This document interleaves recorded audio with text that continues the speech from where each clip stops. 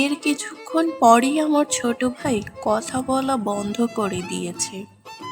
আরে না, উনি হয়তো অন্ধকারে কি না কি দেখেছে তার ঠিক নাই, উনি এসে গুজব ছড়াইয়া দিল। আরে ভাই, সবকিছু এত সহজ করে নিও না। এই যে আমার কাকা শ্বশুর, একদিন ওই বটগাছটি কাটতে গিয়েছিল। পরের দিন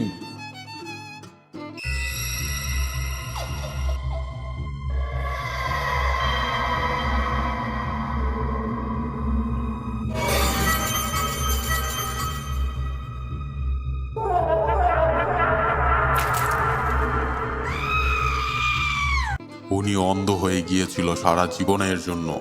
পরের দিন সবাই গিয়ে দেখে গাছে কোনো কাটার চিহ্নই নেই। এরপর তো কেউ রাতের বেলা ওই গাছের নিচ দিয়ে যাওয়ার সাহসও পায় না। কি ভয়ঙ্কর! আরে না, উনি হয়তো অন্ধকারে কি না কি দেখেছে তার ঠিক নাই, উনি এসে গুজব ছড়াইয়া দিল। না রে ভাই, তুমি এখানে নতুন, তুমি আমাদের গ্রাম সম্পর্কে কিচ্ছুই জানো না। ওই তাল গাছটি অনেক পুরানো। ওই তাল গাছের বয়স প্রায় 200 বছরের বেশি। কি যে বলো না, 200 বছর বয়স হলেই কি তাল গাছ ভূত হয়ে যাবে নাকি? আরে না ভাই, তুমি বুঝবা না এসব। ওই গাছের নিচ দিয়ে আসার সময় কেন জানি শরীরটা ঠান্ডা হইয়া যায়, শরীরটা ফুইলা ওঠে, মনে হয় ওজন আস্তে আস্তে বাইরে যাইতে আছে। এটা একটা অজানা অদ্ভুত কারণ, তুমি বুঝবা না এসব ভাই। কেন বলো তো, ওই গাছে কি এমন আছে যে গাছ মানুষের ওজন বাড়িয়ে দেয়?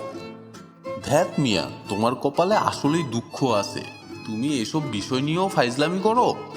বিপদে পড়লেই না হয় বুঝতো।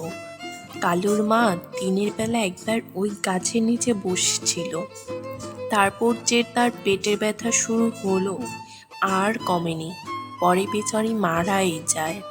আরে তুমিও তো উদয় একটা কথা বললা, উনি মারা যাওয়ার 1 বছর আগে থেকেই তার শরীর খারাপ ছিল, তাই তার এই অবস্থা হয়েছে। না না, এমনটা নয়।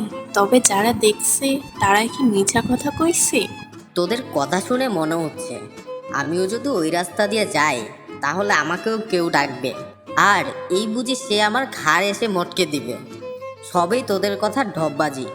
তোদের এই গুজবে না অনেক কিছুই ঘটে যায়।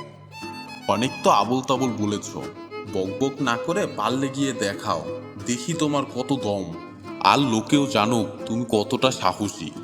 আচ্ছা ঠিক আছে, আমি তাই দেখব, আর আজকে রাতেই যাব ওইখানে। ঠিক আছে, তাইলে তুমি একাই যাবা, আর গাছের গোড়ায় একটা লাঠি পুঁইতে আসবা। সকালে গিয়ে যদি আমরা লাঠি পাই, তাইলে বুঝবো কিছুই হয় নাই, সবই গুজব।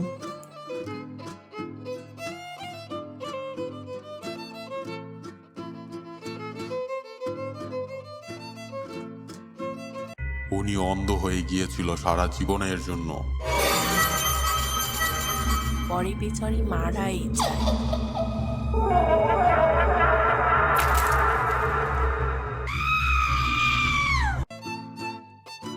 ভাইয়া ভাইয়া, একটু শুনুন। মুন্না ভাই কই? তাকে দেখছি না যে। মুন্ডা তো আজ সকালেই ঢাকা চইলা গেছে। কেন তোমাগরে কি হয় কিছু কইয়া যায় নাই?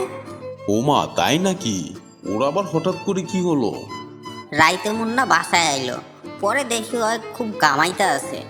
আমি জিগাইলাম কি হইছে, কিছুই কইলো না, শুধু কইলো ওই বট গাছের নিচে কি নাকি দেখছে। আর কিছু না বললে ছেলেটা সকালে চইলা গেল। আমি আগেই কইছিলাম, কিন্তু কিছুই বিশ্বাস করে নাই ছেলেটা। পোলাপাইন মানুষ তো, রক্ত গরম, কিছুই কানে নিল না। এইবার বুঝবো আবল তাবল বলার কি মজা। ওই গাছটা দেখলেই তো শরীর কেমন কাটা দিয়ে ওঠে। ছেলেটা এসে কয়দিন থাকতেও পারলো না।